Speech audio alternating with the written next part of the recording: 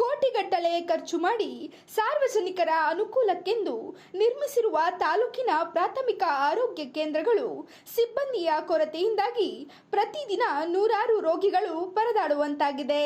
ರಾಜ್ಯ ಸರ್ಕಾರದ ಪ್ರತಿನಿಧಿಗಳು ಶಿಕ್ಷಣ ಮತ್ತು ಆರೋಗ್ಯಕ್ಕೆ ಮೊದಲ ಆದ್ಯತೆಯನ್ನ ನೀಡುವುದಾಗಿ ರಾಜ್ಯದ ಉದ್ದಗಲಕ್ಕೂ ಭಾಷಣ ಬಿಗಿದುಕೊಂಡು ಬರುತ್ತಿದ್ದಾರೆ.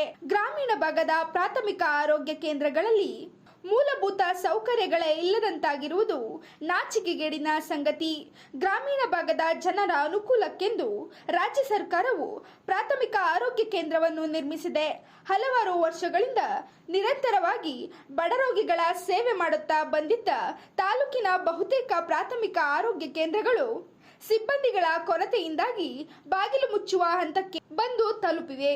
ತಾಲೂಕಿನ ಕೆಲ ಪ್ರಾಥಮಿಕ ಆರೋಗ್ಯ ಕೇಂದ್ರಗಳನ್ನು ಬೆಂಗಳೂರಿನ ಪ್ರತಿಷ್ಠಿತ ಟ್ರಸ್ಟ್ಗಳಲ್ಲಿ ಒಂದಾದ ಕರುಣಾ ಟ್ರಸ್ಟ್ಗೆ ತಾಲೂಕಿನ ಗ್ರಾಮೀಣ ಭಾಗದ ಹರಳುಗುಪ್ಪೆ, ಬಳುವನೆರಳು ಮತ್ತು ಹಾಲ್ಕುರೆ ಪ್ರಾಥಮಿಕ ಆರೋಗ್ಯ ಕೇಂದ್ರವನ್ನ ಅದರ ಸಂಪೂರ್ಣ ಹೊಣೆಗಾರಿಕೆಯನ್ನ ವಹಿಸಿಕೊಂಡು ಕರ್ತವ್ಯ ನಿರ್ವಹಿಸುತ್ತಿತ್ತು.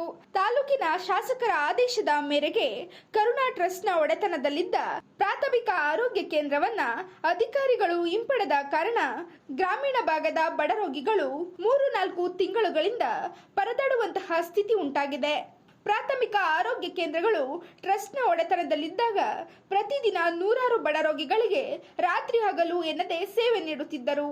ಆದರೆ ಇದೀಗ ಪ್ರಾಥಮಿಕ ಆರೋಗ್ಯ ಕೇಂದ್ರಗಳಲ್ಲಿ ಸಿಬ್ಬಂದಿಗಳೇ ಇಲ್ಲ.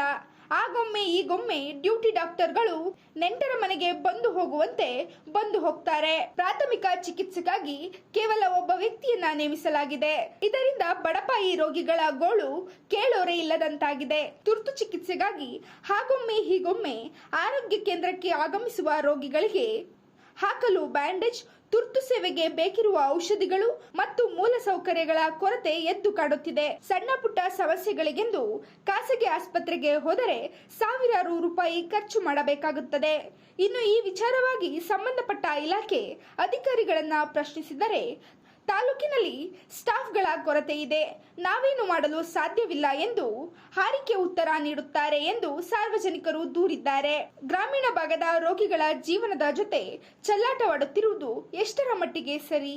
ಕೂಡಲೇ ಸಂಬಂಧಪಟ್ಟ ಇಲಾಖೆ ಅಧಿಕಾರಿಗಳು, ಪ್ರತಿನಿಧಿಗಳು ಇತ್ತ ಗಮನ ಹರಿಸಿ ಗ್ರಾಮೀಣ ಭಾಗದ ಪ್ರಾಥಮಿಕ ಆರೋಗ್ಯ ಕೇಂದ್ರಗಳಿಗೆ ಸಿಬ್ಬಂದಿಗಳನ್ನ ನೇಮಕ ಮಾಡಿ ಗ್ರಾಮೀಣ ಭಾಗದ ಜನರ ಮತ್ತು ಬಡ ರೋಗಿಗಳ ಸಮಸ್ಯೆಗೆ ಕೂಡಲೇ ಸ್ಪಂದಿಸಬೇಕೆಂದು ಸ್ಥಳೀಯರು ಒತ್ತಾಯಿಸಿದ್ದಾರೆ.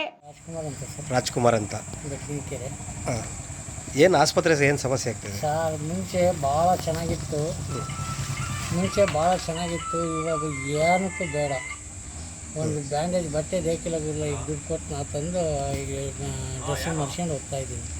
ಬ್ಯಾಂಡೇಜ್ ಬಟ್ಟೆನೂ ನೀವೇ ತಗೊಂಡ್ರಿ? ಬ್ಯಾಂಡೇಜ್ ಬಟ್ಟೆ ಮುಂಚೆ BP, ಶುಗರು ಟ್ಯಾಬ್ಲೆಟ್ಸು ನಾನೇ ಬಂದು ಇಸ್ಕೊಂಡು ಹೋಗ್ತಾ ಇದ್ದೆ. ಈಗ ಅದು ಟೈಮ್ ಸರಿ ಸಿಗ್ತಾ ಇದೆ. ಮುಂಚೆ ಭಾಳ ಚೆನ್ನಾಗಿ ನಡೀತಾ ಇತ್ತು, ಇವಾಗ ಏನೂ ಇಲ್ಲ. ನಾನು 3 ಸರಿ ಬಂದಿದ್ದೀನಿ, 3 ಸರಿಯಿಂದ ಇವರೊಬ್ಬರೇ ಇದ್ದಾರೆ, ಇನ್ನು ಯಾರೂ ಇಲ್ಲ. ಡಾಕ್ಟ್ರು ಇಲ್ಲ? 3 ಸರಿ ಬಂದಿದ್ದೀನಿ, 3 ಸರಿಯಿಂದ ಇವರೊಬ್ಬರೇ ಇದ್ದಾರೆ. ಯಾವ ಊರು ನಿಮ್ಮದು? ಘಟ್ನಿಕೆರೆ. ನಿಮ್ಮ ಹೆಸರು? ರಾಜ್ಕುಮಾರ್ ಅಂತ. ರಾಜ್ಕುಮಾರ್.